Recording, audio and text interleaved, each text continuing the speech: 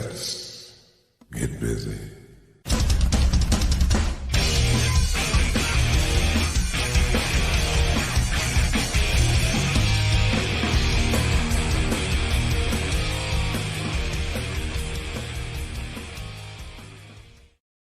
What is up, everyone? Shooting from the lip here on this Sunday night. It is Sunday, November 8th, 2020, off a very crazy week. This past Tuesday, the election and the aftermath that's playing out after the fact. So, but I thought do a show tonight, do a couple. I got one now 8-ish with Gary Fox and Dan Dry, and then around 9-ish, Aaron Crane, Louisville musician, will shoot the stuff with me. Hope everyone's doing well as we're heading into month 11, just Halloween. People who, and I'm gonna save this question for the guests. I'll go and bring them on. Gary, Dan. Gary, it's good to see you, my friend. Great to see you, Kevin. Thanks for having me on. Dan, this is the first time, so my pleasure. Welcome to the show. I am thrilled to be here. Thank you so much, Kevin, for having us on. Now, I got to ask you guys, Halloween was last Saturday. Are you one of those people that right after Halloween, November 1st, you start putting up all your Christmas stuff? I'm not. We wait until the Friday after Thanksgiving to do that. Oh, the Friday. Yeah, there you go. That sounds good. Yeah, I haven't put Christmas decorations up in a few years, so I think I've become Scrooge in my old age. No,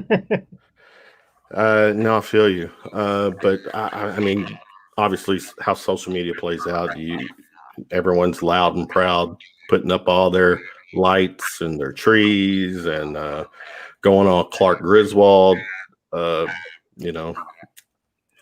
Christmas. So there's a big, huge tree in someone's window right around the corner from me. I was sort of horrified, actually. Well, it was, was this amazing weekend. We broke records for warmth. So when I was driving today, I did see several people out putting up Christmas lights and had to chuckle.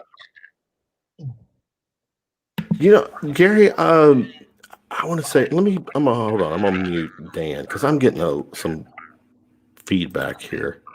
I'll make sure. Yeah, it's Gary's. And I should have told you all this before. Gary, you're on your computer, right?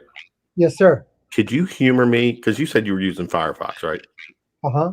Could you humor me and switch over to Chrome? Or can you? Sure. Let me see. Let me try that. I'm going to leave you for a minute, okay? Oh yeah, please go ahead. Yeah, I forgot to put that part of the memo, or put that part in the memo. So.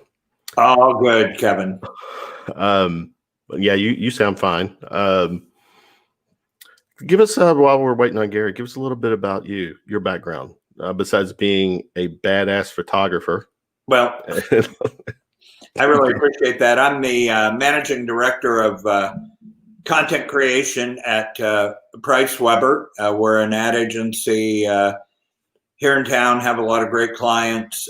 We've been around well over 50 years. A couple of years ago, we celebrated our 50th anniversary, which in this business is a huge milestone.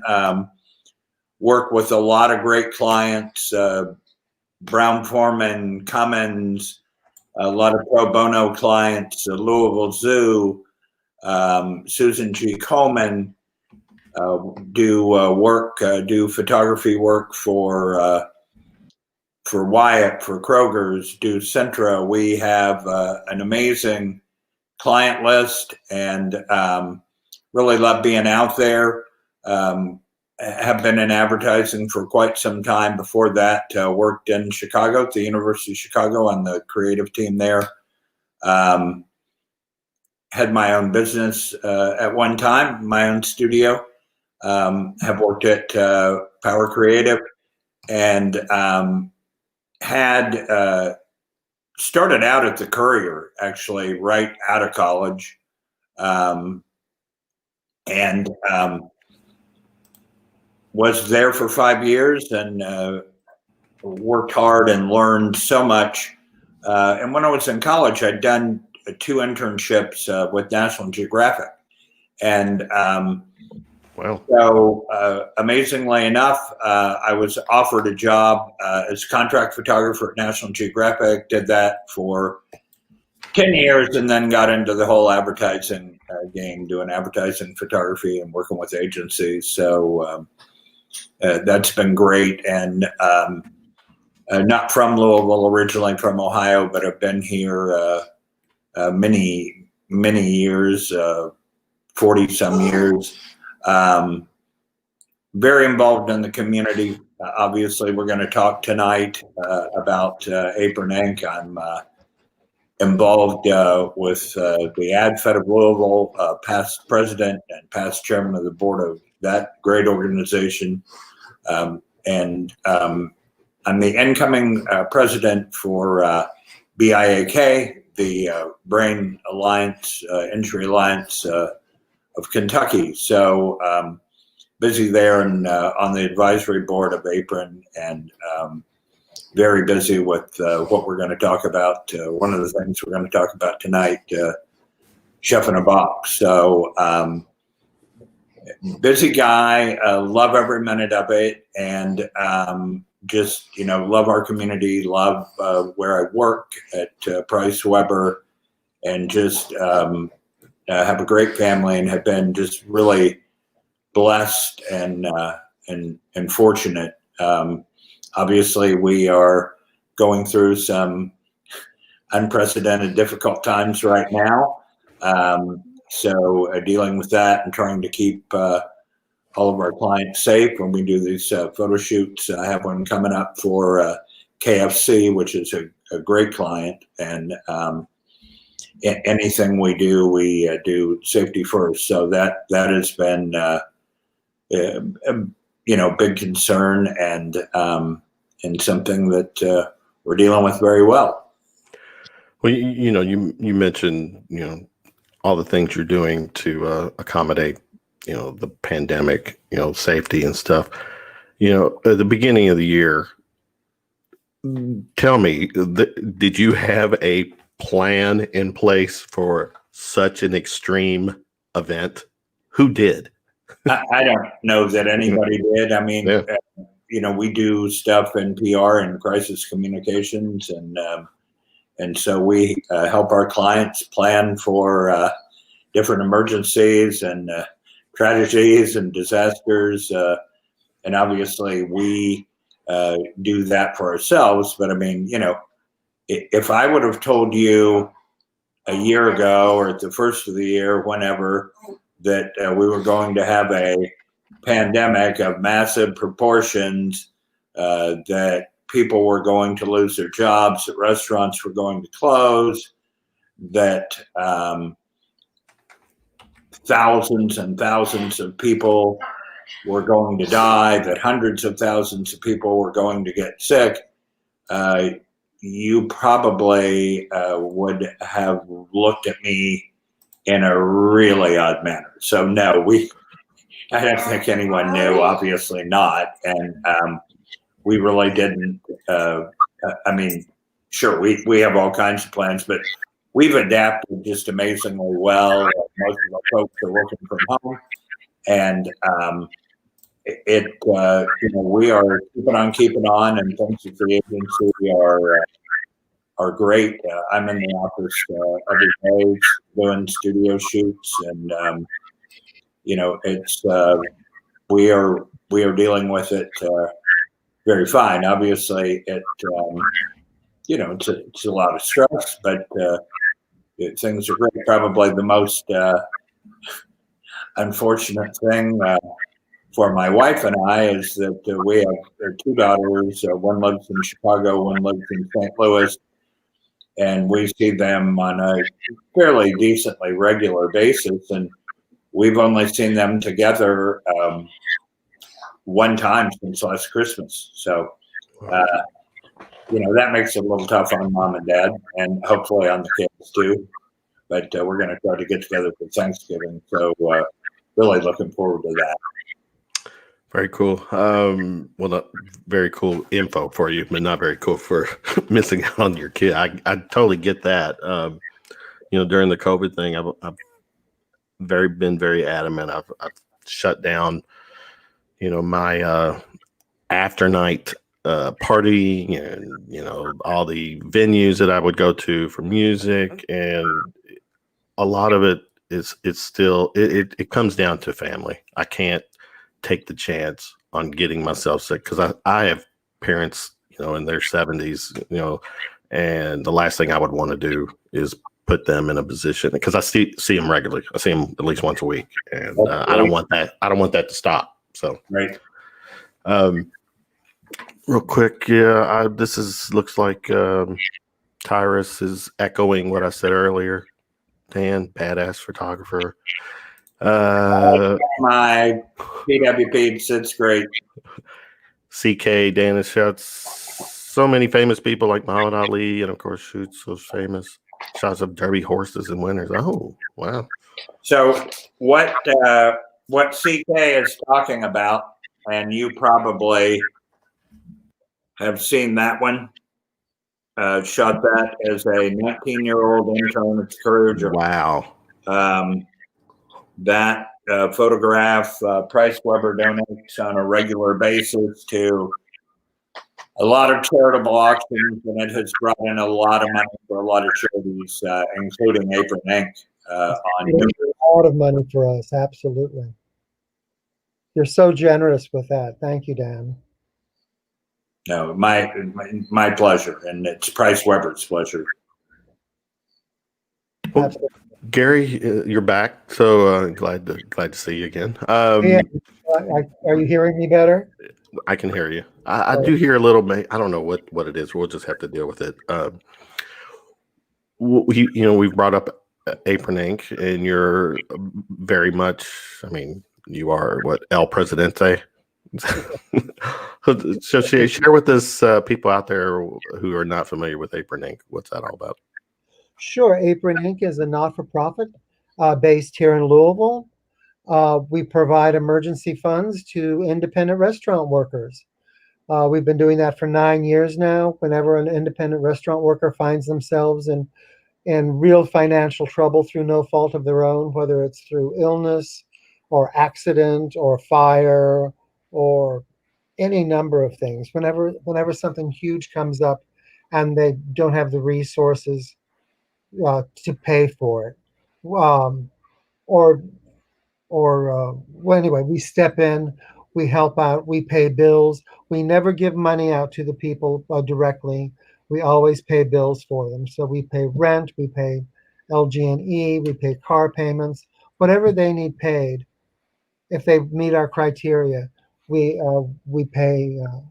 We help them out with the bills. And in the first 8 years, we gave out over $250,000, which was really great. And in the first 4 months of the COVID epidemic, we gave out well over $250,000. It was like we went into overdrive. This year alone, you have? It's up to over 300,000 now. Yeah. Wow. I just wrote out the 650th grant today for the COVID virus. So yeah, this year alone, just to reiterate. Well, actually, when I say this year alone, yeah, I'll probably didn't start until what, late March, April ish. I wrote the first check May 24th. Oh, May. So March 24th. Or March. Okay. So it's been busy, but and we normally give out one grant per year for people, and with the COVID grants, which are smaller than our regular grants, because we wanted to make sure we had enough money to help as many people as possible. But we're now giving out second round COVID grants. We've given out probably a couple dozen now to people that have had them before, when because they still find themselves either unemployed or underemployed and still can't make their their bills, or having a really hard time making their bills. You mentioned the criteria. I mean, you guys are very specific on the criteria that has to be met to do this. But what is some of the per se criteria that does need to meet, have to be met to do these grants? You have to work in an independent restaurant here in Louisville, or in the Louisville area. We've covered Shelbyville, we've covered Sellersburg, but independent restaurant, no corporate restaurants whatsoever. They have to have worked for at least 6 months in the restaurant that they've applied from. They have to. We call and make sure about their employment. We also make sure about their honesty, which is, I realize, subjective, but if they had an accident, that it wasn't because of drinking and driving, or it wasn't because of something stupid they did. We make sure that whatever they say pans out. If they've been in an accident, we'll ask them for the police report. So we try to make sure that we do our due diligence, because the money we get from donations are from people who trust us. So we really want to keep that trust. So we really work hard at it. So Dan, how did you get involved with the whole Apron Inc. thing? So several years ago, while I'm not on the board of Apron Inc., I'm on their advisory board, and on that with Tim and Lori Laird, and several other people. Josh Moore's involved, a bunch of chefs involved, and so I'm a guy who's very involved in the restaurant community since the inception of Food and Dining magazine. I've actually shot every single cover of the magazine. John Carlos White recruited me for its first issue, and we've never looked back. Have a great relationship, and so I've gotten to know a lot of chefs and restaurant folks from that. Have some of my very best friends are chefs and restaurant owners, so it's a pretty good fit to start working with Apron Inc. And as I say, when things started to deteriorate with COVID, I mean, Apron Inc., they have all these amazing events, dine-arounds and Taste of the Independents, and which obviously helps to raise money for them to keep them afloat. My friend Maggie Hartnett of Reliable Rentals wanted to try to do something, and she came up with a chef in the box idea based on, one of the really hot things right now, dining wise, for takeout, eat in, whatever, are charcuterie boards, and that's been a thing for a while. And so she was thinking, what could chefs do and put in a box? So actually, we don't use a box. We use this really cool bag. Carolyn Knopf has been amazing with Simply PR. Stephanie Rickert with Q, the agency, has helped and advised us. So we work with a different chef every week. We really have no rules. I remember when I was talking to John Vernice about this, he goes, well, what are your rules? And I was like, our rules are do what you want, have fun. It's $50. You do 50 boxes max. We post on Friday who the chef is, what they're going to do. The pickup is Wednesdays and Thursdays at the restaurants. You pay the restaurant pays Apron $25, and they get to keep $50, and they get to keep $25. So we've had just an amazing group of folks do it so far. We've had a bunch of people sell out. Josh Moore sold out. Growler sold out. A new Chariot sold out. The folks, Chef Smooth at Martini, he came two from selling out. And if we sold one for everybody who came to me and said, oh, if I'd known he only needed two more, I surely would have bought one. Well, Barvetti, they were great. Andy McCabe, they sold out. This week, we're featuring the folks from Lavino, and they are doing a full spaghetti and meatballs, dessert. I mean, and a lot of these are full meals. And again, as I said, there are no rules. I mean, you do whatever you want to do. Really cool thing is most all of the restaurants are including a $25 gift card along with what essentially is like a meal for two. Oh, wow. Cases. So it's an amazing deal, goes to a great cause.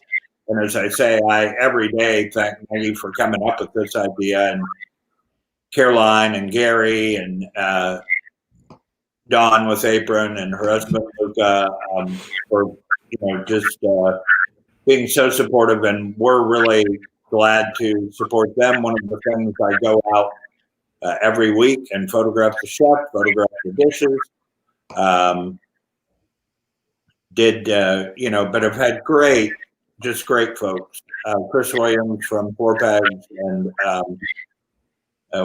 one of Edward Lee's guys from 610, Biscuit Belly.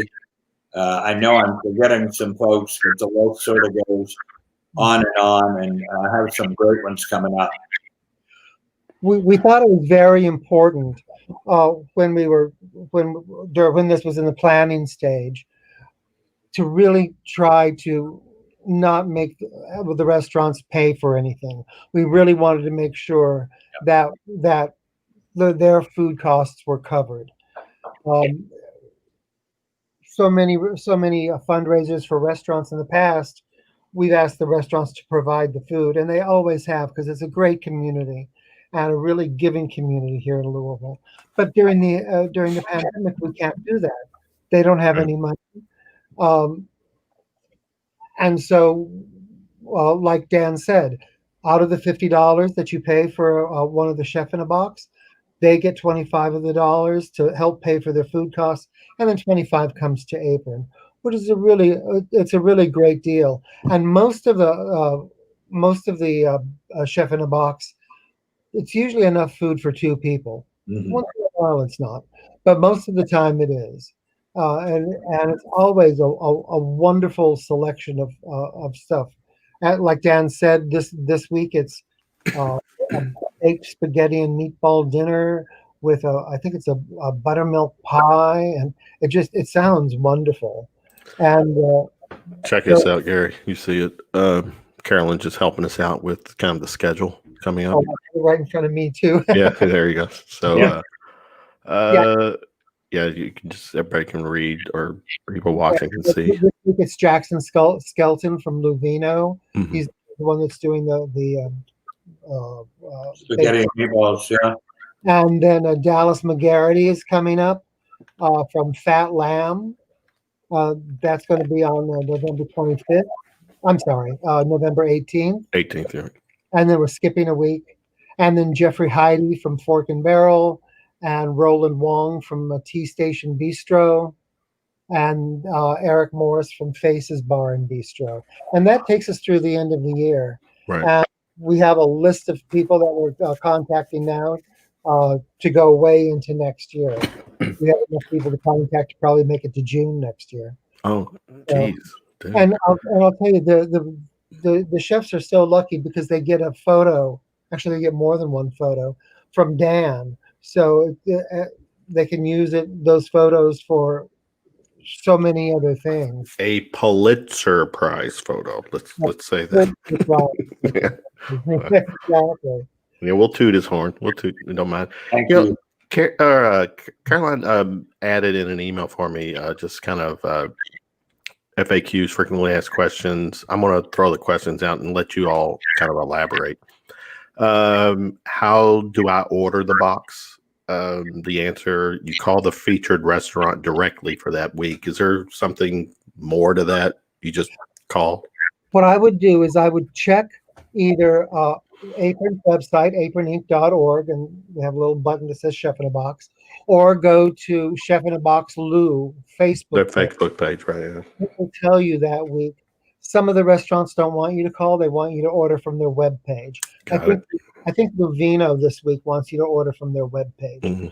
So just look every week and see how they want you to do it. Yeah. So again, you can go to aproninc.org for the Chef in a Box info, which is you mentioned there's its own link or Right. and On Facebook, it's and then Chef in a Box Lou, Lou. L-O-U. Yeah. And then one of the next questions is, when do I call? So you do the calls need to happen on a Friday? They usually. I'm sorry, Dan. The promotion for each restaurant ends on Thursday night. That's the last night you pick up. So we just tell people to start calling on the next Friday. Gotcha.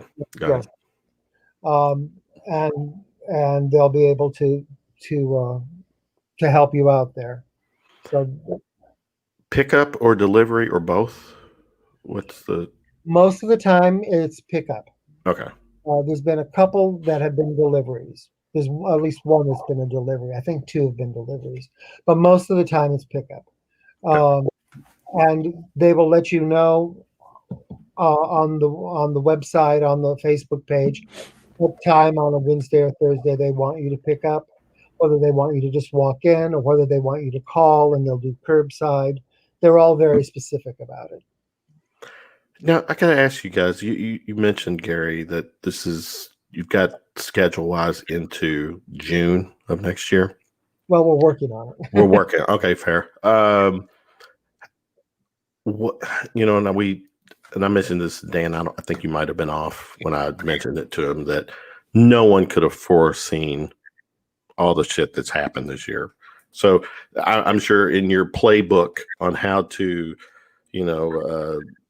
deal with a pandemic, there's not a page for that. There's no, so protocol for that. But with that said, looking ahead, how far into 2021 do you think you're needing to plan as you are currently at this moment? Or in what I'm getting at is, in the food industry, is there some higher up or hierarchy or some kind of group that is helping you all look ahead? How far ahead? I don't know. I don't know if you know of one, Dan, but I certainly don't. We seem to be doing this on a wing and a prayer.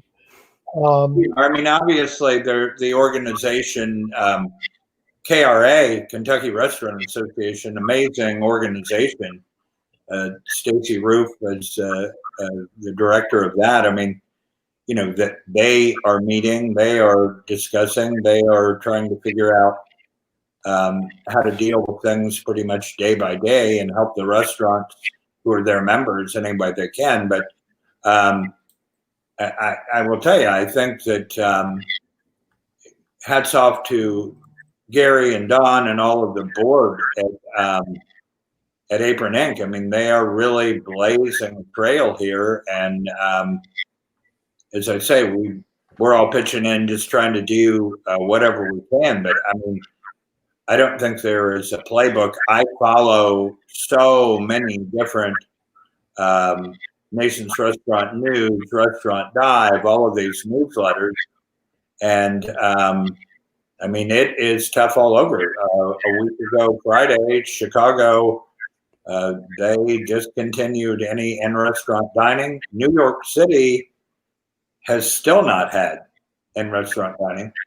In Chicago, you can take out or you can eat outside. Now, Kevin and Gary, I'm sure you've been to Chicago in the wintertime. I don't think you're going to want to have a 3-course meal outside.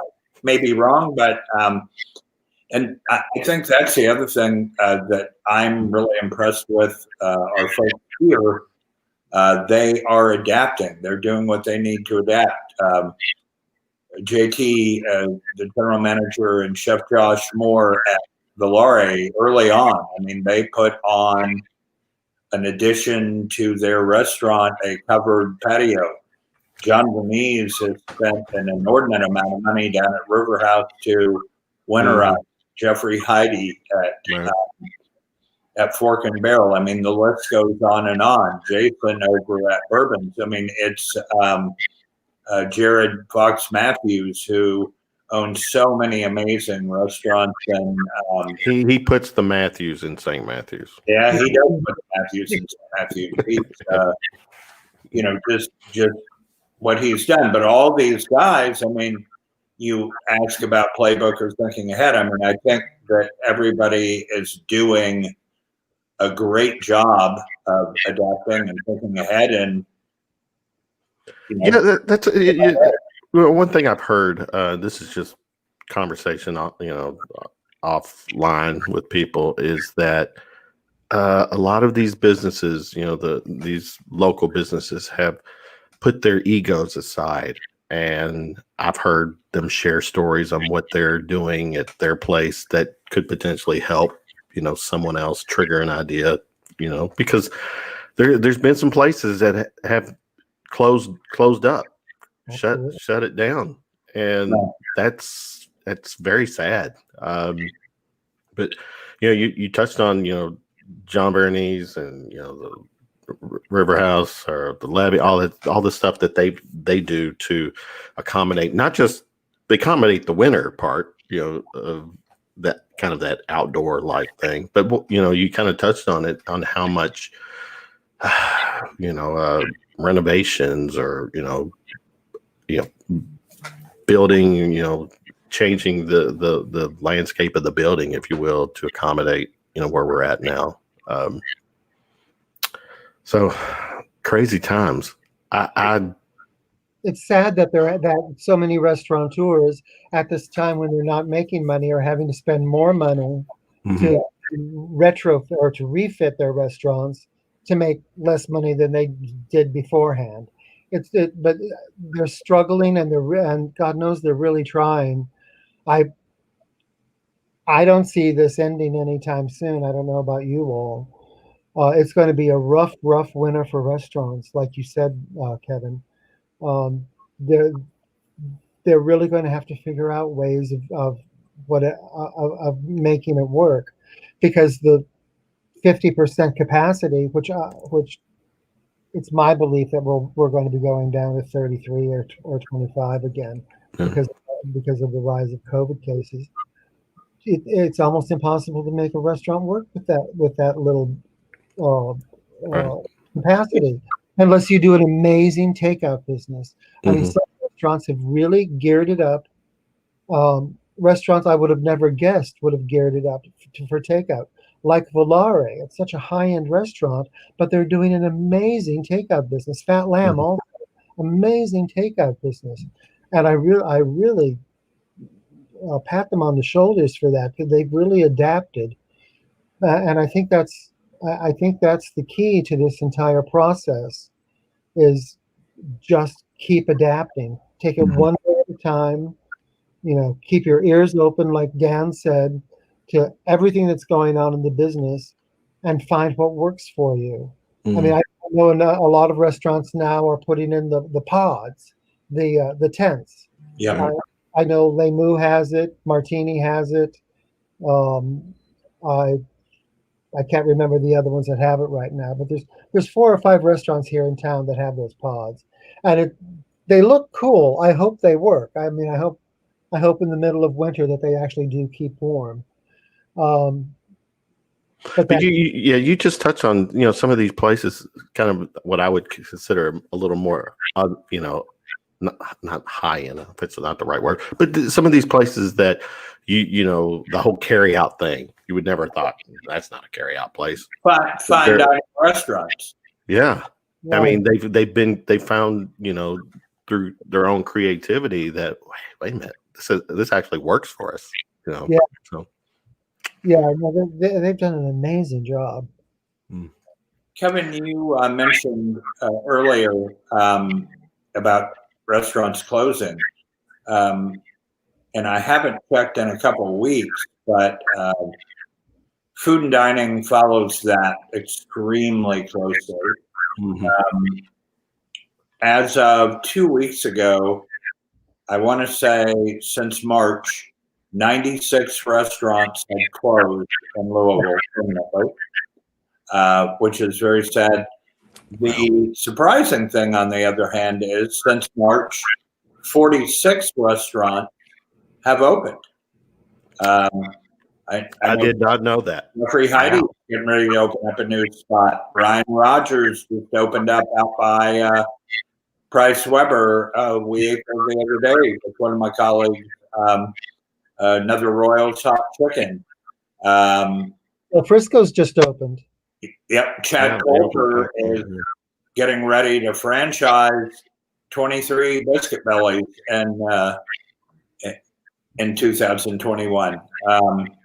And so, you know, there are people who have their head down and they have got an amazing attitude, and they've got, you know, their finances locked up and secured, and, you know, they're moving forward.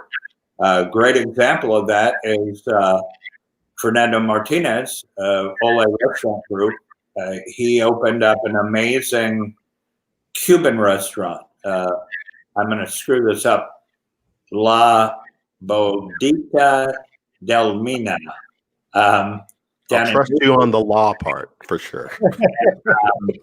You know, gorgeous restaurant. So it is being done. It can be done, but at the same time, there are so many places that are shuttering. I mean, one of my favorites had been around for 10 years. He used to go there a ton on Sunday and have brunch, and Saturday and have lunch, downtown Dishon Market, and just a really fun spot. And the list goes on and on, but I think everybody is pitching in together.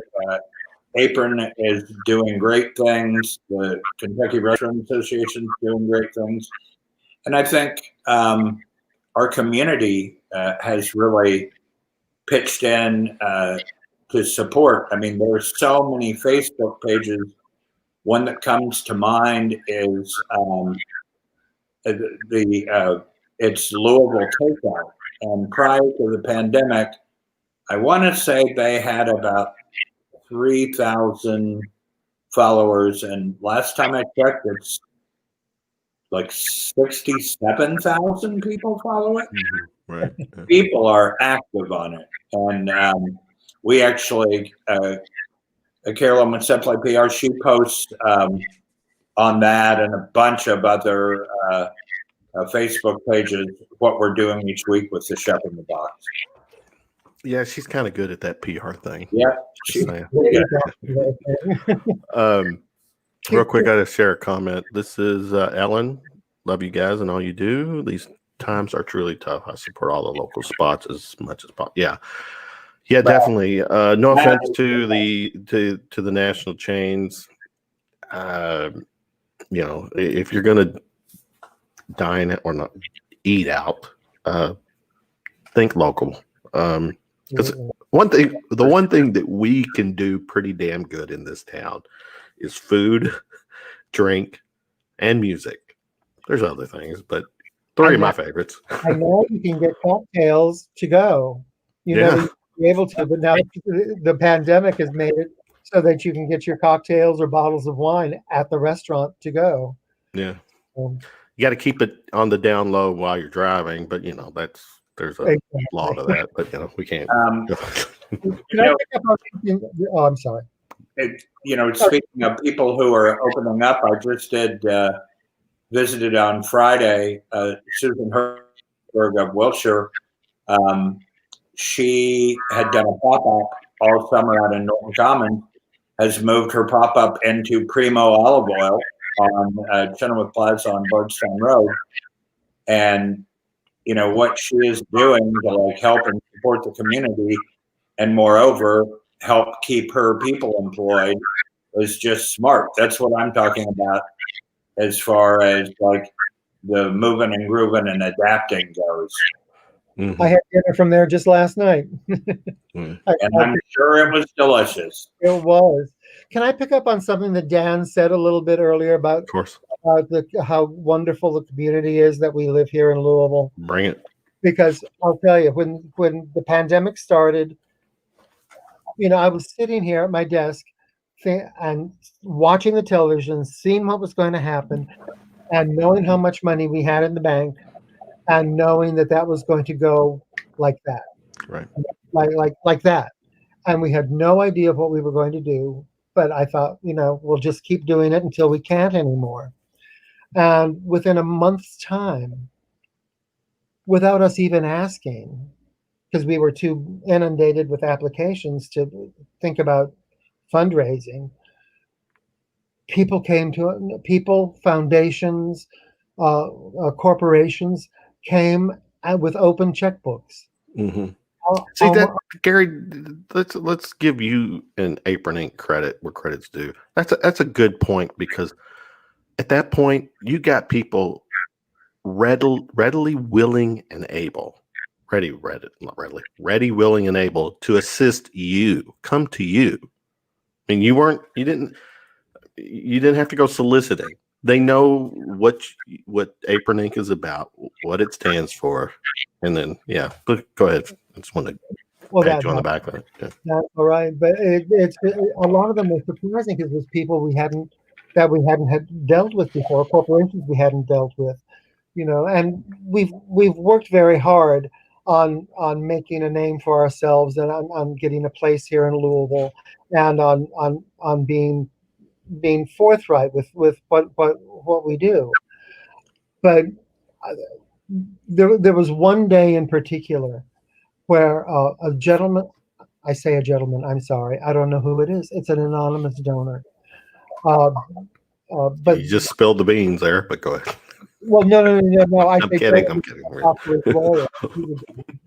But I was talking to the lawyer, and he said, my client wants to give you $20,000, but he wants it to make it a matching grant. And I said, okay, I'll post that on Facebook. And we did. And within a day, we had the $20,000. And the next day, a lawyer called back and he said, my client wants to give you another $20,000 if you make it another matching grant. Wow. In 4 days, we had $80,000. We're giving out $500 grants. So that was 160 grants that we could give out. Amazing. Money that we've never seen, before, you know, and the liquor distributing companies and the food distributors and local residents.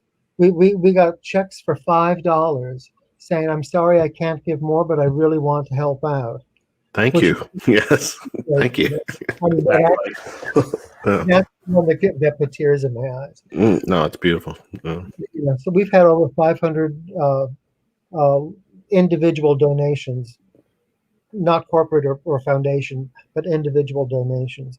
So, and there's always somebody doing a fundraiser for us, it seems, that we don't know about. I got a check just yesterday from a fundraiser I didn't know was happening. They didn't tell us. They just wanted to raise money for us. So bless the community's heart. I'll tell you, I'm so proud living here in Louisville, and with the people here. It's an amazing town. Amazing town. You know, it's an amazing foodie town, and those foodies step up to the plate, by golly. I mean, it's great. Absolutely. Yeah, I think obviously now more than ever, businesses or people who can help pay it forward, help their fellow brother and sister out.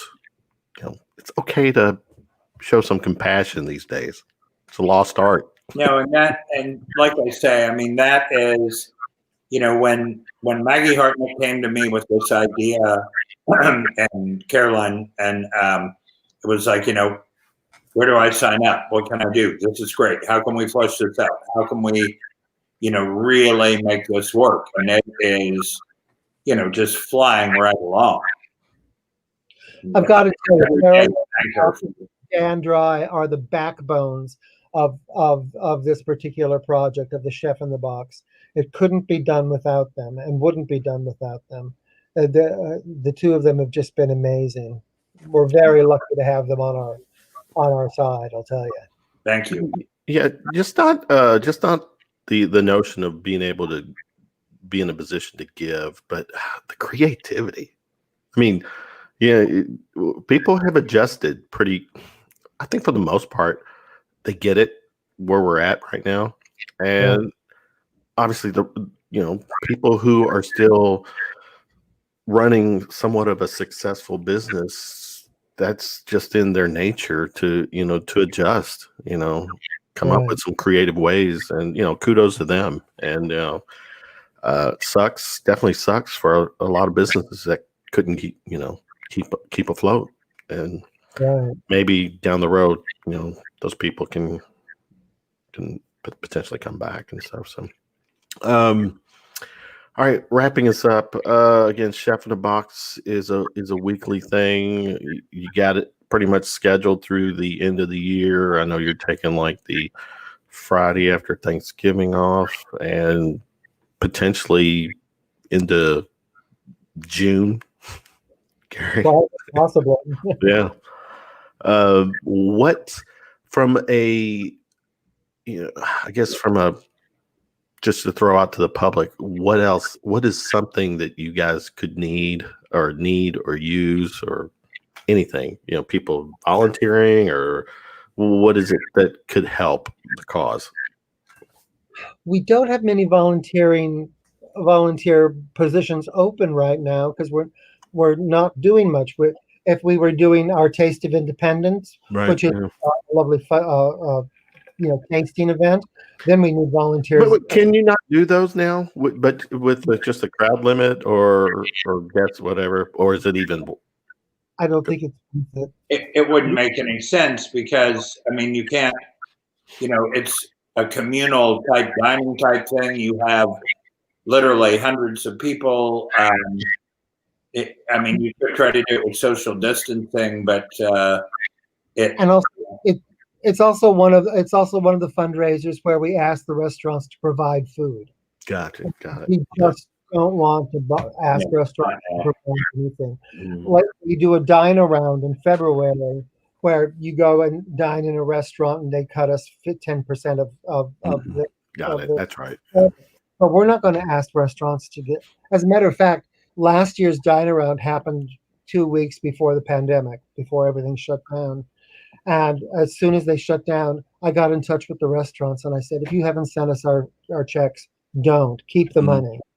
Because we can't take money from restaurants. So that's why we really don't see us doing any fundraisers for a while, other than Chef in a Box, which works so perfectly. Sounds like it. I mean, it's like, Chef in a Box basically has replaced a whole lot of events. I mean, you didn't do Taste of Louisville, you didn't do Taste of Derby, you didn't do, all of those huge food events, Taste of the Independence, those were all canceled because, you truly safely can't do it. Right. Exactly. So in answer to your question, we really don't have a whole lot for people to do right now. Right. But I would ask that if you want to do anything, call up your independent restaurant and get dinner. Yeah. Gotcha. Buy Chef in the Box. Buy a Chef in the Box. Chef in the Box, absolutely. Yeah. Absolutely. Guys, some great information. And this, as we kind of touched on it, no end in sight for now. So it's a matter of just people coming together, working together for the greater cause. supporting the food industry scene here in Louisville, and you guys are just killing it. And keep doing what you're doing. I love these conversations. It's okay to toot your horns because you all are, doing something very good and it's working. And so, real quick, again, you mentioned the Facebook page, and just share all the links or pages people can go to connect. Facebook page is Chef in a Box, Lou, L-O-U. And Apron website is aproninc.org. And there's a big Chef in the Box button that you can push to get all the information. And as I say, it's on it. I mean, I posted on my Facebook page. Carolyn with Simply PR posted on hers. It's on Louisville Takeout. It's on Foodies and Drinkers of Louisville. It's on City Dining Club. I mean, you look around and it's all you need to if you Google Chef in the Box Lou, you're going to get it. Right. So, but please to the folks out there, it's an amazing cause. Apron Inc. The Chef in the Box, basically a dinner for two and a $25 gift card for $50. I mean, that is one heck of a deal, and you can feel pretty darn good about yourself when you're eating that food. Absolutely. Very good, guys. Gary, always good to see you. Talk to my friend. Much love. Dan the man. Nice to meet you. Yeah, Kevin, pleasure has been all mine. This has been a lot of fun, and love what you're doing. And thanks so much for the support. Absolutely. We'll circle back and see where we're at, a month or so down the road. But until then, have a good holiday season, Thanksgiving, Christmas. Yeah. And much love to you guys. We'll do it again. Thank you. Stay safe, guys. All right. Thanks, everybody. That was Dan Dry, Gary Fox talking Apron Inc., which is a business who supports the food industry through grants, people needing assistance, financial assistance, paying bills and stuff. Great cause. Again, aproninc.org. Gary Fox is the president. And then Dan Dry is part of the Chef in the Box team. Chef in the Box Lou, L-O-U, it's the Facebook page. Again, it's times like this where, in this case, the food industry, they're trying to find creative ways to stay afloat, to, keep moving forward. There's a lot of good businesses. There's a lot of great businesses, food services here in town. Again, I mentioned earlier, food, drink, music scene here, second to none. And again, that's why I love this town of ours. So, guys, that was my first podcast of the night. I'm going to come back at about 9 with Aaron Crane and talk music. So, everyone, for Dan and Gary, have a good night, and we'll see you soon.